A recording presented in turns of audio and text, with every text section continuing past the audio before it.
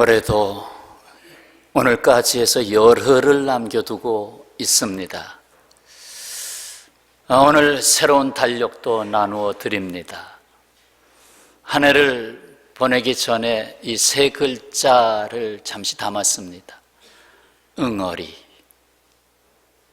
우리가 살아가는 삶의 자리에 내 마음속에 더불어 살아가는 모든 자리 위에 응어리라고 하는 것이 있습니다.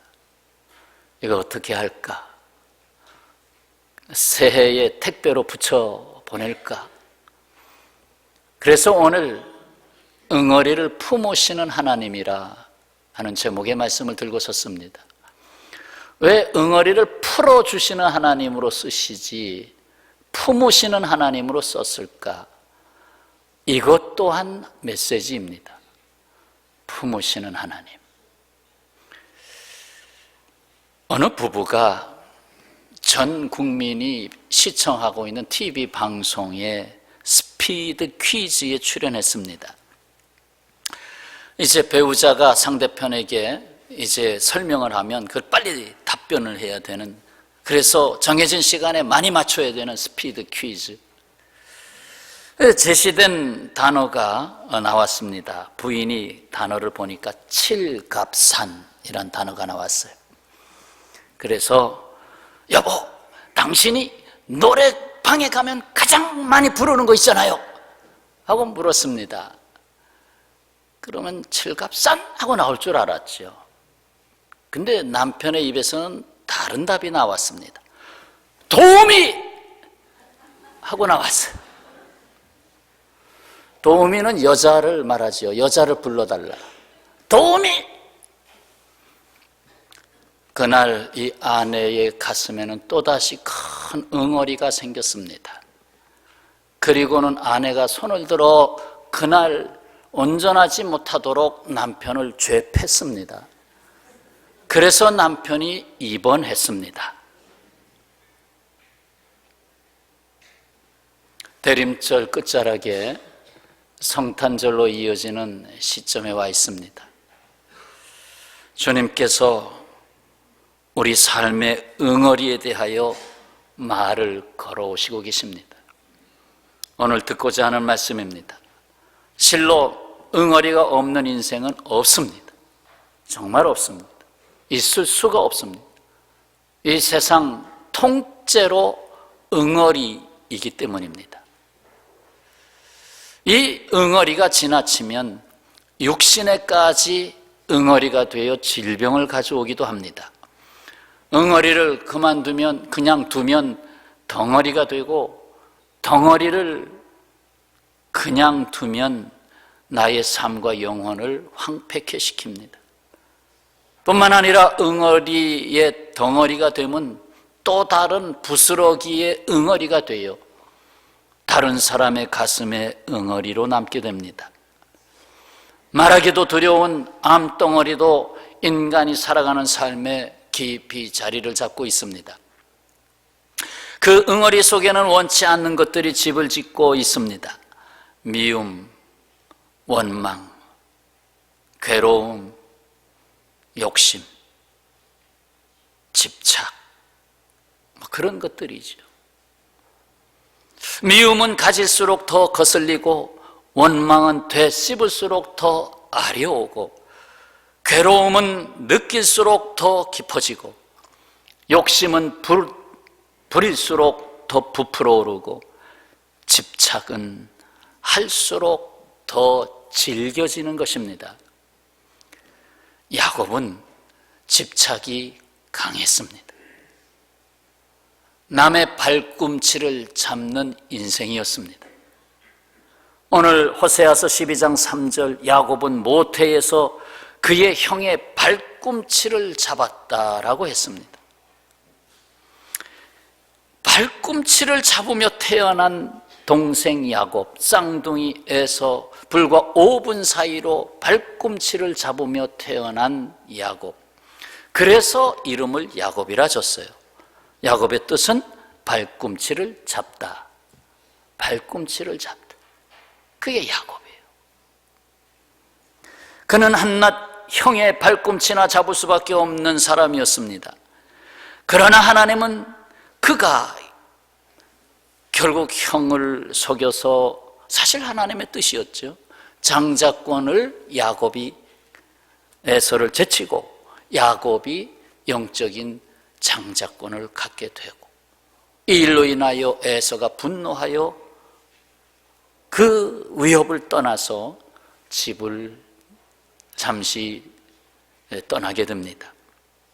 그래서 멀리 국경을 넘어 삼촌 라반의 집에 가서 머슴살이처럼 살아야 했습니다. 그러나 거기서도 자기가 사랑하는 라헬을 얻기 위해서 14년 동안 오직 그것에 집착하면서 삼촌 라반의 모습처럼 살았습니다. 그러나 하나님의 계획은 야곱의 발목에 힘에 있지 않았습니다. 그곳에서 20년이란 세월이 지나서 처와 자식들 그리고 수많은 재물을 얻었습니다. 그것도 삼촌 라반의 뒤꿈치를 잡으면서 많은 재물을 자기 것으로 땡겨왔습니다. 그러면서 함께 살 수가 없어서 이제는 삼촌의 집을 떠날 때가 됐다 해서 사실 고향으로 돌아오게 되지요. 잠시 20년 전의 상황으로 돌아가 보면 형 에서의 분노를 피해 삼촌 라반의 집으로 떠나가는 길에 해가 저물었습니다. 더 이상 갈 수 없었습니다. 잠을 자야 됐습니다. 바로 그것은 루스라고 하는 곳이었습니다. 거기서 돌베개로 베개를 하고 돌로 베개를 하고 잠을 청했습니다. 루스는 아몬드 나무라는 뜻입니다. 그 지역에 아몬드 나무가 많이 있었던 것으로 보여지고, 또 그 나무와 비슷한 모양인 살구나무로도 번역되기도 합니다. 뿐만 아니라 내면적으로는 곡절이 많은 땅으로, 그래서 곡절이 많다 하는 의미로 루스가 불려지기도 했습니다. 곡절이 많은 인생을 겪게 되는 야곱에게 어찌 풀어야 할 응어리가 없겠습니까? 돌베개를 베고 잠든 야곱, 부모를 떠나 홀로 남의 집에 가서 얼마 동안 살아야 되는 먼 길을 떠나가는 그 삶의 곡절, 어찌 응어리가 없겠습니까? 여기서 꿈을 꾸지요. 사닥다리가 하늘에 닿았습니다. 천사가 오르락내리락 하나님이 야곱과 약속하십니다. 그것이 창세기 28장 13절 이하 말씀 아닙니까? 좀 들어보시죠. 나는 여호와니 너의 조부 아브라함의 하나님이요 이삭의 하나님이라. 내가 누워있는 땅을 내가 너와 내 자손에게 주리니 내 자손이 땅에 티끌같이 되어 내가 서쪽과 동쪽과 북쪽과 남쪽으로 퍼져나갈지며 땅의 모든 족속이 너와 내 자손으로 말미암아 복을 받으리라. 내가 너와 함께 있어 내가 어디로 가든지 너를 지키며 너를 이끌어 이 땅으로 돌아오게 할지라. 내가 내게 허락한 것을 다 이루기까지 너를 떠나지 아니하리라. 꿈속에서 놀라운 약속을 받았습니다. 하나님은 이것을 이루시기 위해서 고향 땅으로 돌아오는 야곱, 그 야곱의 발걸음을 잠시 멈추게 하지 않을 수가 없었습니다. 그냥 고향으로 돌아오는 야곱이 돼서는 안 되기 때문에, 이 약속의 뜻을 이루어야 하는 야곱이 되어야 하기 때문에 하나님은 야복강 나루터에서 그의 발걸음을 멈췄습니다. 더욱이 형 에서가 돌아온다는 소식을 알고 군대를 이끌고 나와서 이놈 네가 돌아오는구나 하는 그 형 에서의 마음속에 있는 응어리도 문제였습니다. 그래서 야복강 나루에서 저와 자식과 그 수많은 양떼, 염소떼, 낙타떼 다 먼저 들여보내고, 그리고 형에게 줄 예물도 따로 구별해서 먼저 들여보내고, 그렇게 하고 홀로 남지 않았습니까? 홀로 나루터에 남았어요. 기도의 밤을 지새워야 했습니다. 그렇습니다. 그동안 집착으로 일생을 살아왔던 야곱, 태어날 때부터 집착으로 살았던 야곱, 라헬을 취하면서 집착으로 살았던 야곱, 그에게 인생 전환이 와야만 했습니다. 바로 야곱의 집착이 눈물의 기도로 바뀝니다. 집착은 땡기는 것이지만 눈물은 쏟아내는 것입니다. 눈물은 내 안에 있는 걸 쏟아내는 것입니다. 4절이지요. 천사와 겨루어 이기고 울며 그에게 간구하였으며, 울며 간구하였다. 그날 밤은 눈물을 쏟는 밤이었습니다. 야복강가에서 하나님의 천사와 씨름하여 이기고 기도로 승부를 거는 삶에서 하나님께서 약속하시고 준비하신 복을 비로소 받는 사람이 됐습니다. 5분 일찍 태어나 형 곧 사람의 발꿈치를 잡던 야곱이 비로소 하나님께 간구하는 자리에서 천사의 발목을 잡는 자로 바뀝니다. 천사의 발목을 잡았습니다. 씨름을 했습니다. 사실 야곱이 하나님을 붙잡고 있는 것이 아니라 하나님이 야곱을 붙잡고 계신 것이었습니다. 그래서 야곱이라는 이름을 하나님은 거두어내고 하나님과 겨루어 이겼다는 뜻을, 이스라엘이라는 이름을 다시 주게 되었습니다. 사도 바울의 고백이 여기 함께합니다. 내가 이미 얻었다 함도 아니요 온전히 이루었다 함도 아니라 오직 내가 그리스도 예수께 잡힌 바 된 그것을 잡으려고 달려가노라. 저의 평생 목회 신조의 제1조 빌립보서 3장 12절 말씀이 2조로 생각한다면 너희는 먼저 그의 나라와 그의 의를 구하라. 야곱은 비로소 하나님의 은혜로 되는 삶을 알게 된 것입니다. 그렇습니다. 나 홀로의 회복은 없습니다. 나 홀로의 치유는 없습니다. 목마르면 우물을 찾아야 되고, 배고프면 식당을 찾아야 되고, 아프면 병원을 찾듯이 응어리를 가지고는 그대로 살 수가 없습니다. 응어리를 해결해 주시는 하나님을 찾아야 됩니다. 고장난 차의 문제를 정비공장에서 낱낱이 설명하죠. 이 차가 막 이렇게 벌벌벌 흔들립니다. 무슨 소리가 납니다. 다 낱낱이 말하듯 내 자신의 응어리를 끄집어내 하나님께 토해야 됩니다. 토하지 않으면 거북합니다. 속이 아플 때, 불편할 때 토하면 시원해집니다. 토해야 됩니다. 밤새도록이라도 토해야 합니다. 그 누군가에게도 토할 수 없었던 응어리를 매일 밤 하나님 앞에 엎드려 눈물로 토해낸 사람이 있습니다. 바로 한나. 하나님은 그 눈물로 하면서 아기를 낳지 못하고 오히려 첩에게 눈치살이를 살아왔던 한나가 눈물로 기도합니다. 응어리 때문에. 근데 하나님은 그날 그 눈물로 기도하는 그때 그 응어리를 끄집어내지요. 끄집어낸 그 자리에 사무엘이라고 하는 아이를 잉태하게 합니다. 야곱은 야복강 나루에 홀로 남아 울음을 쏟아냅니다. 울며 그에게 간구하였다. 울어야 삽니다라는 책을 쓴 이병옥 박사는 눈물로 암을 치유하는 의사입니다. 그의 책에서 눈물을 천연 항암제로 부릅니다. 눈물은 마음의 응어리를 풀어 쌓인 독을 빼냅니다. 눈물은 감정이 마르고 마음이 돌처럼 굳어져 생긴 병을 치료하는 명약입니다. 눈물은 마중물처럼 마음에 가라앉은 쓴뿌리 상처들을 끌어올려서 처리합니다. 그래서 이병옥 박사는 눈물은 하나님이 주신 자연 치유제라고 역설을 했습니다. 특히 용서의 눈물은 온갖 병을 고칩니다. 용서의 눈물. 억울해서 울고 누군가 미워서 울고 분노로 우는 눈물은 독이 되어 내 몸을 망가뜨립니다. 하지만 감사의 눈물, 기쁨의 눈물, 더욱이 말씀 앞에서 은혜 받고 우는 눈물은 영혼과 마음을 치유하고 질병을 또한 다스립니다.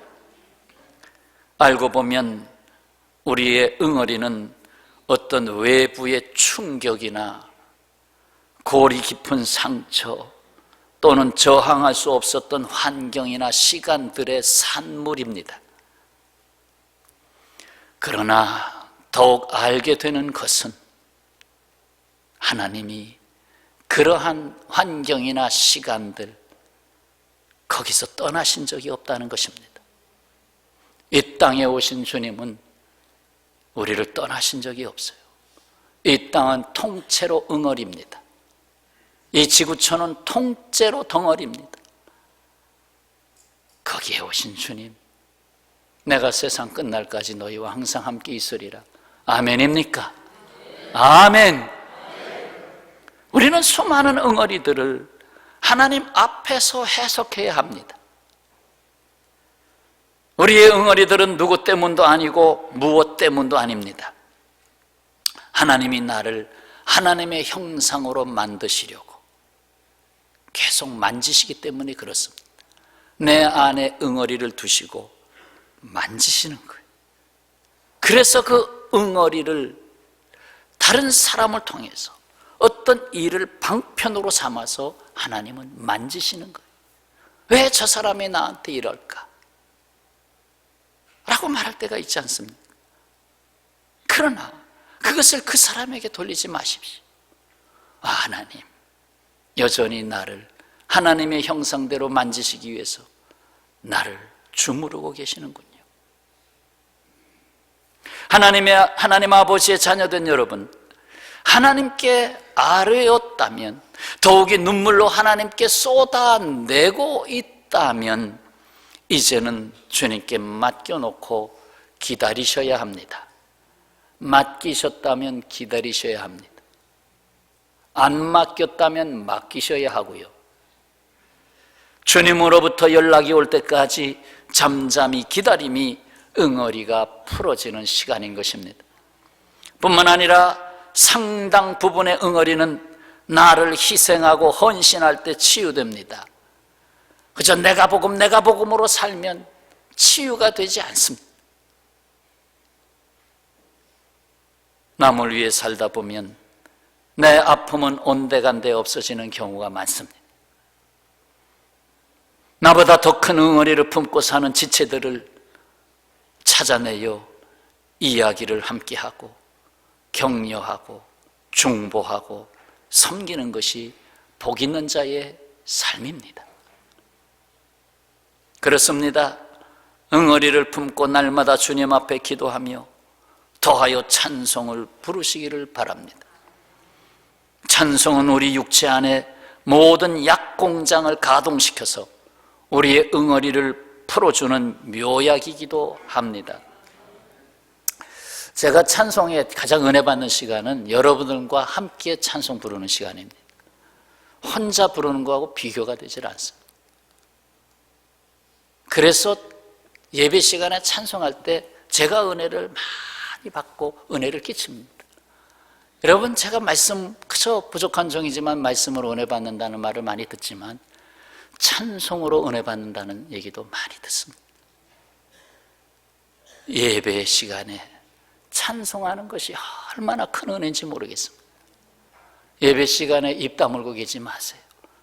찬송하세요. 그 찬송하는 동안 여러분 안에 있는 응어리가 다 뽑아져 나가시기를 축원합니다. 비로소 하나님이 야곱에게 말을 걸어 오셨습니다. 이는 야곱이 20년 동안 살면서 잠자고 있던 말씀입니다.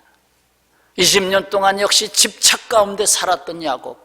내가 삼촌 집에 살지만 내가 어느 만족할 만한 것을 다 준비하면 내가 삼촌의 집을 떠나리라. 하나님의 해결은 다른 데 있었습니다. 인생의 응어리는 말씀하시는 하나님 앞에서 해결됩니다. 말씀하시는 하나님, 내게 말을 걸어오시는 하나님 앞에서 해결됩니다. 대림절 기간 동안 말을 걸어오시는 하나님, 계속 말씀드렸기 때문에 조금 훈련은 됐으리라고 생각합니다. 그저 길을 걷다가도 어떤 또 사건이 있었을 때라도 주여 내게 말을 걸어오시나이까? 주님 내게 지금 무슨 말씀하시나이까? 아마 훈련이 좀 됐을 거예요. 자, 말을 걸어오셨어요. 4절 말씀, 천사와 겨루어 이기고 울며 그에게 간구하였으며 하나님은 베델에서 그를 만나셨고 거기에서 우리에게 말씀하셨나니. 일찍이 루스 곧 베델이라 불렀던 그곳에서의 말씀이 비로소 시행되는 역사가 펼쳐지게 된 것입니다.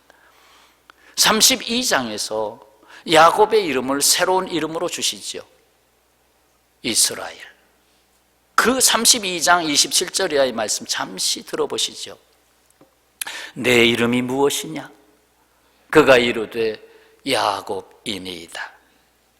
그가 이르되 내 이름을 다시는 야곱이라 부를 것이 아니요 이스라엘이라 부를 것이니 이는 내가 하나님과 및 사람들과 겨루어 이겼음이니라. 야곱이 청하여 이르되 당신의 이름을 알려주소서. 그 사람이 이르되 어찌하여 내 이름을 묻느냐 하고 거기서 야곱에게 축복한지라. 그러므로 야곱이 그곳 이름을 브니엘이라 하였으니 그가 이르기를 내가 하나님과 대면하여 보았으나 내 생명이 보존되었다 함이더라. 그렇습니다. 하나님은 야곱에게 새로운 인생을 주셨습니다. 뒤꿈치를 잡는다는 뜻의 이름 야곱이 너의 이름이 아니었더냐? 내가 지금 나는 야곱입니다라고 말한 너 지금까지 야곱으로 살지 않았느냐? 내가 몰라서 부른 게 아니다. 내 스스로 나는 야곱이라고 말하지 않았느냐? 이제 남의 뒤꿈치를 잡는 인생에서 일어나라.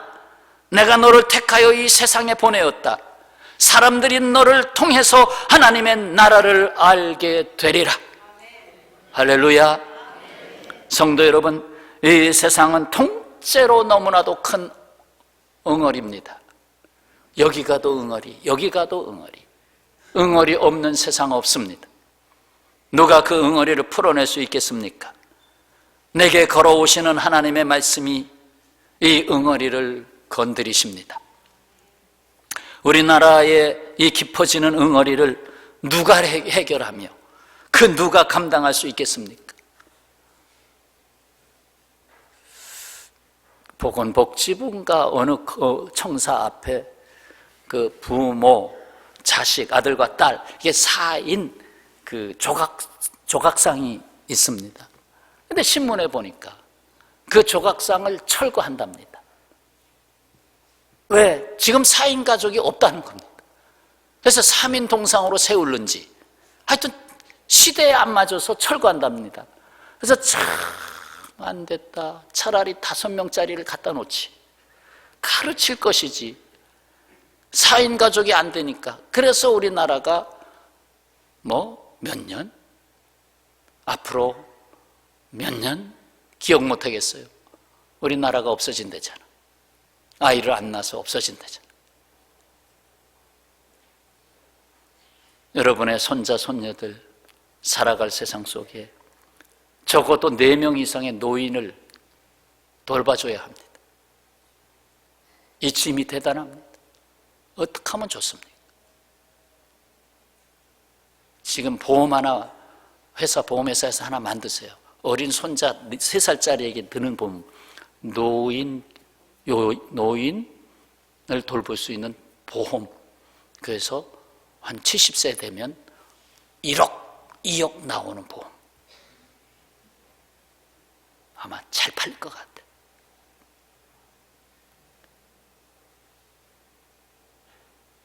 여러분, 응어리가 깊어지는 세상입니다. 그 마지막 응어리를 깨뜨리기 위해서 예수님 재림하실 겁니다. 청교도로부터 시작된 미국이라는 큰 나라가 그냥 되어진 나라입니까? 결코 그렇지 않습니다. 그냥 된 나라가 아니에요. 미국의 중북부의 해발 1717m의 화강암으로 된 러시 모아산, 거기에는 미국을 만든 위대한 대통령 4명의 얼굴이 저렇게 어마어마하게 조각되어 있습니다. 이 4사람의 공통점이 있다면 모두 하나님의 말씀을 소중하게 여긴 인물들입니다.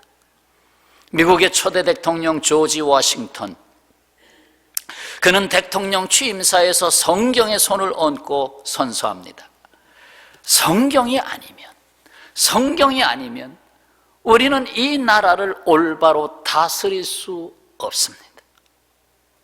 3대 대통령 토마스 제퍼슨, 미국 독립선언서를 쓰고 읽고 선언합니다.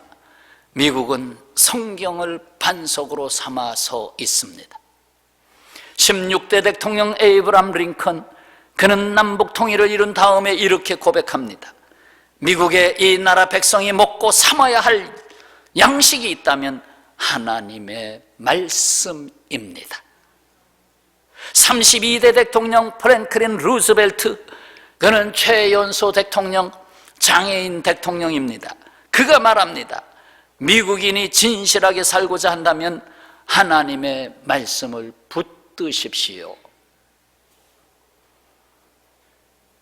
평화의 가족 여러분, 이제 조용히 내 안에 있는 응어리를 바라보십시오. 그리고 응어리 속에 함께 계신 말씀의 주님을 찾아내십시오. 주께서 내 응어리를 품고 계십니다. 주님의 못자국 난 손으로 품고 계십니다. 이미 응어리로 인하여 쏟아낸 나의 눈물은 주님의 피에 섞였습니다. 그리고 내 안에 걸어오시는 말씀이 들려옵니다. 이 말씀은 모두가 들어야 될 말씀입니다. 마태복음 11장 28절, 1인칭으로 한번 바꿔보겠습니다. 수고하고 무거운 짐진 자야, 내게로 오라. 내가 너를 쉬게 하리라. 주여, 형제가 내게 죄를 범하면 몇 번이나 용서하여 주리이까? 7번까지 하오리까? 7번뿐 아니라 7번을 70번까지라도 하거라. 너의 염려를 다 내게 맡겨라. 이는 내가 너를 돌보고 있기 때문이라. 베드로전서 5장 7절, 너희 염려를 다 주께 맡기라. 이는 그가 너희를 돌보심이라. 사랑하는 여러분, 야곱은 집착이 강했습니다. 남의 발꿈치를 잡는 인생이었습니다. 네가 1등 할 거야? 내가 지금 2등이지만 머지않아 내가 1등 할 거야. 내 사업이 나를 이겼어? 나는 내 사업을 엎을 거야. 야곱의 집착이 눈물의 기도로 바뀌었습니다. 인생의 응어리는 말씀하시는 하나님 말씀 앞에서 해결됩니다. 이제 조용히 내 안에 있는 응어리를 바라보세요. 그리고 응어리 속에 함께 계신 주님을 찾아내십시오. 오늘 호세아서 본문 말씀 마지막 한 절로 오늘 말씀을 접겠습니다. 6절, 그런즉 너희 하나님께로 돌아와서 인애와 정의를 지키며 항상 너희 하나님을 바랄지니라. 아멘. 이 시간 우리 반주 잠깐 주악 좀 깔아주세요. 한 30초에서 1분 동안 묵상하겠습니다. 내 안에 있는 응어리가 뭔지, 아직도 응어리를 해결하지 못하고 있는지, 또는 남에게 던져놓은 응어리를 내가 해결해 줘야 되는데 용서하지 못하고 있는지, 그 응어리 주님 만져달라고, 주님 그 응어리 속에 말씀하시면 내가 순종하겠다고. 자, 다 같이 한번 묵상하겠습니다.